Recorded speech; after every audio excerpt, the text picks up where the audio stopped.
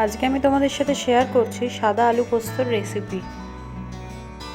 এই সাদা আলু পোস্তর জন্য আমি নিয়েছি আলুগুলো ছোট ছোট করে কেটে নিয়েছি, আর নিয়েছি আদা, কাঁচা লঙ্কা, টমেটো আর বাদাম আর পোস্ত।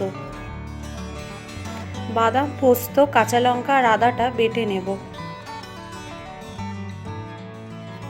প্রথমে আলুগুলো ভালোভাবে ভেজে নেব।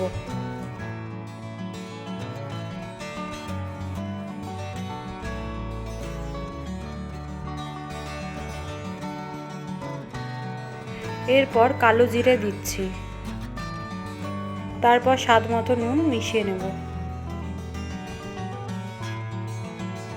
এরপর ভালোভাবে নাড়াচাড়া করে আলুটা সিদ্ধ হলে টমেটো দিয়ে দিচ্ছি, আর বেটে রাখা যে মশলাটা সেটাও মিশিয়ে দিচ্ছি। এই রান্নাটা সম্পূর্ণই জল ছাড়া। এবার স্বাদ মতো চিনি দিয়ে দিচ্ছি। তারপর নামানোর আগে সর্ষের তেল ছড়িয়ে ভালোভাবে নাড়াচাড়া করে নামিয়ে নেব। ভিডিওটি কেমন লাগলো অবশ্যই কমেন্ট করতে ভুলো না, আর আমাদের চ্যানেলটিকে অবশ্যই লাইক, কমেন্ট, শেয়ার এবং সাবস্ক্রাইব করে দিও।